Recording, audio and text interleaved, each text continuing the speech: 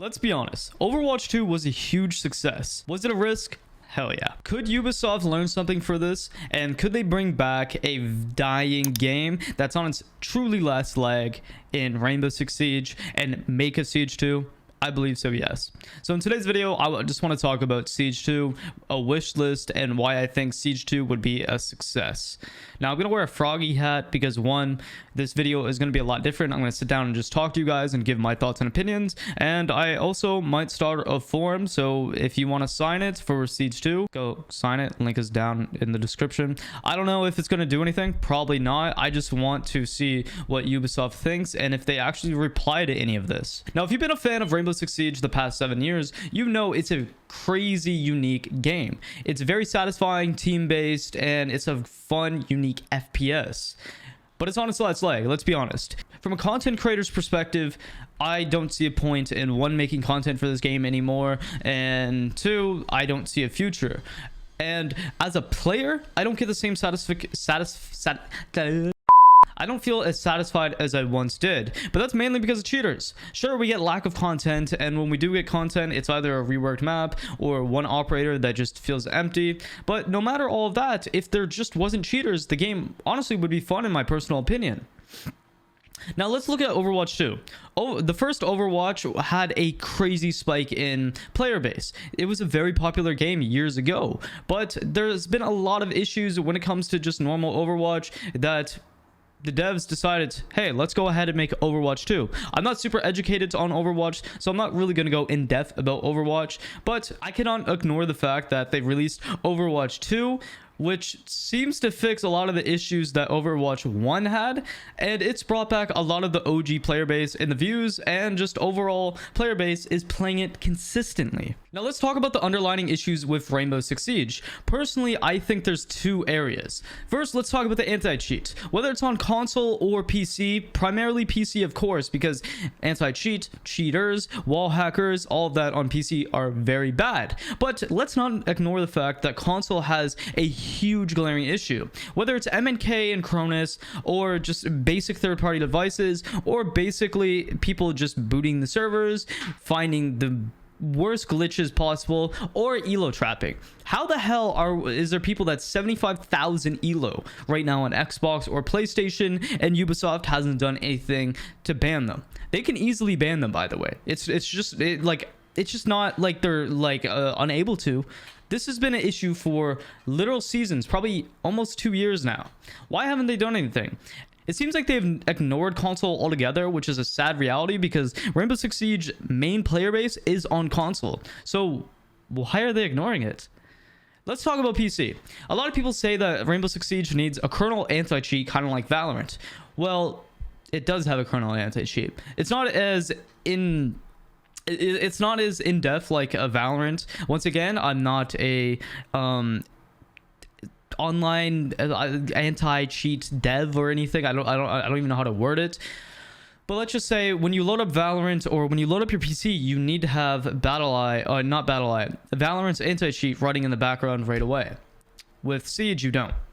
But I think the overall issue from a consumer's perspective and things that I have researched, it comes down to the coding. We're running on a 2013 or 2014, something like that, Assassin's Creed engine.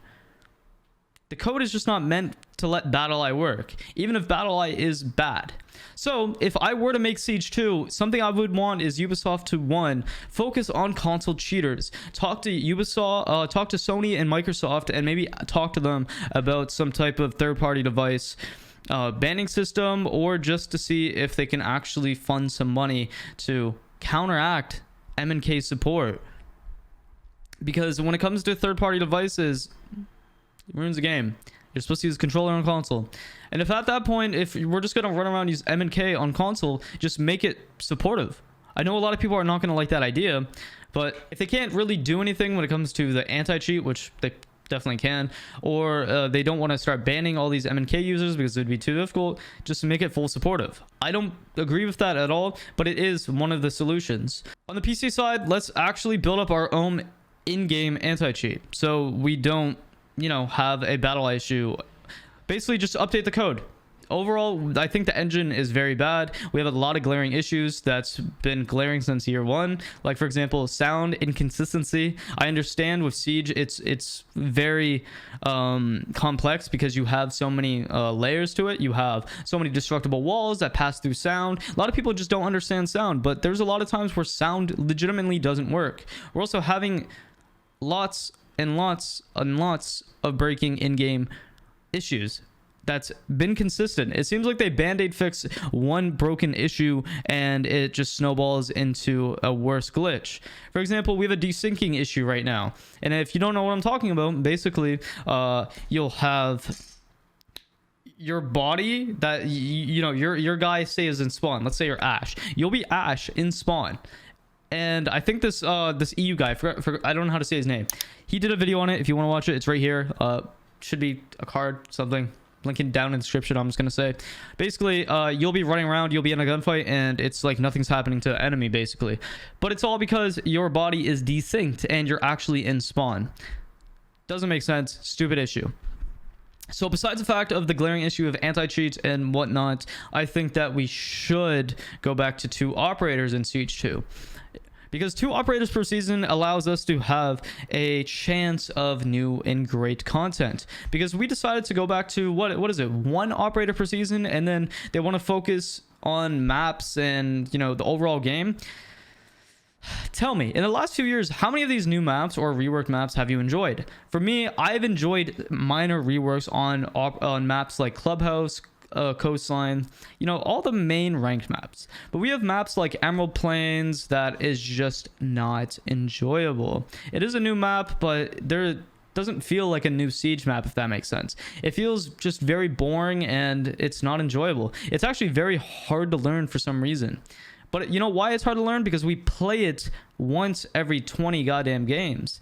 And that's also an issue in my opinion. I don't think ranked should have map bans, but I could literally make a whole different video on that. Content in general. Something I never understood is why Ubisoft doesn't utilize their unique operators. They have, I'm just going to spitball a number from the top of my head. How many operators do we have in Siege? Like 70? That number is definitely wrong, by the way. We don't have a leveling up system for each one of these operators. They did not tap into their unique operators. There should be so much you should be able to unlock the more you play an operator. For example, I play a lot of Sledge. If you watch any of my content, any of my gameplay videos, you've probably seen a lot of my Sledge gameplay. You probably know I love grenading half wall on border, sorry, with Sledge from outside, and it's usually instant nade. For example, there should be some type of challenges where I can unlock specific cosmetics for the said operator. It seems like the only time we get any type of operator skins is when you have to buy them or when you have to buy a battle pass to unlock them. There is no reason to play the game and grind it besides ranked and these weird game modes that come once every like month or so, and then it's gone completely. Going on to my next point, when it comes to these game modes like the Snowball Brawl or, you know, all these seasonal game modes, keep it in the entire goddamn year. By that I mean keep a rotation cycle throughout a week. One day it will be Snowball. One day it will be the Halloween event. You can alter them so they're not, you know, actually a Halloween event, but you keep the same characteristics and, you know, gameplay that you brought from a game mode, and you just retitle it, maybe put a brand new map in and change that up. Because I know a lot of people like, for example, the Golden Gun game, or there's so many game modes that just aren't played. For example, I don't also understand why we have unranked, casual, and ranked as our main game modes. It's cool they added a learning area, which is kind of cool, but once again, that's also an untapped area. A lot of people that play Siege know it's a very hard game to understand and to get into. I don't know why we don't utilize our content creators. For example, say they hired me, or they hired, you know, some type of pro player or pro coach, and Ubisoft should literally hire these players to sit down and make content for the in-game screens, for the learning areas, for the new players. For example, you can have for beginners, for intermediate, for advanced players, just tips and tricks for these players. Or you can even make it for each operator.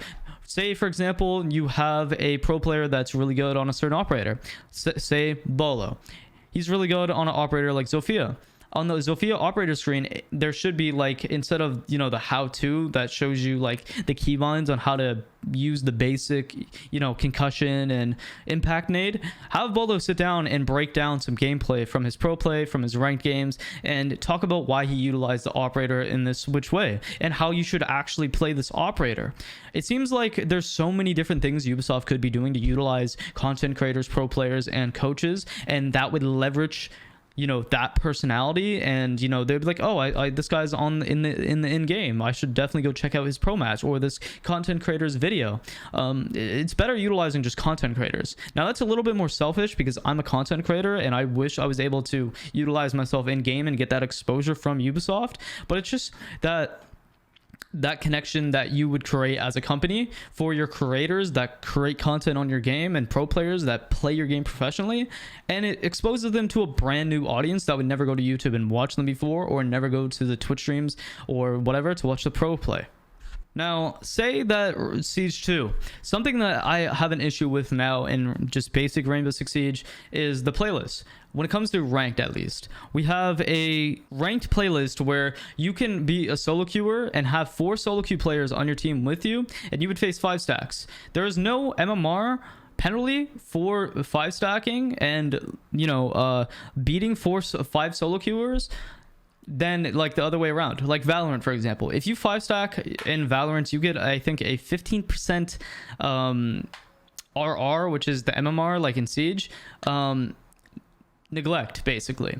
So I think in Rainbow Six Siege, if you're going to solo queue, you should be in a solo queue lobby, if that makes sense. There should be different queues. There should be solo queue, and then there should be like 5 stacking, and then there could also be like maybe a different lobby for like fill, if that makes sense. So you can duo or trio queue, and that's it. It's very shitty when I have to solo queue and then face a 5 stack, and then, you know, if we get ran through, then, you know, we lose the same base MMR that we would if we would have 5 stacked. It seems very unfair for a lot of players that solo queue in Siege, and a lot of you console players especially, because a lot of people don't use their microphones in game. It's very annoying. Now, this one is very unrealistic, and this is just a wish list type thing. You know how Siege has like a TTS or like a TS? It'd be really cool if they were going to make a final change to like a operator or whatever, that they were able to implement like a TS in game, if that makes sense. It's where you test new ideas, or, you know, it's where Ubisoft can get some feedback on certain changes. For example, if Ubisoft is wanting to change maybe Ella, or, you know, the amount of Grisma mines that she gets, say they want to test out her getting 5 or something stupid, they can just throw a bunch of shit at the wall and see what sticks and what the community likes.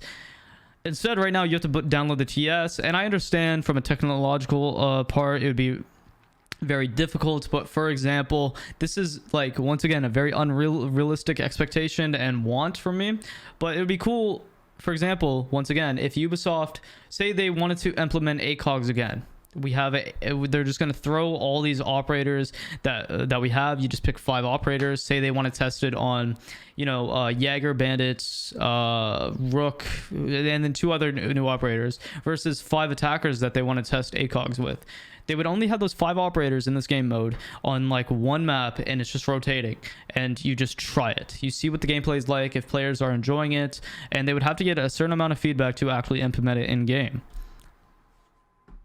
Once again, that's very specific. So, have you been playing Siege less or more this season? The player base on Steam this recent month has dropped to around 15%.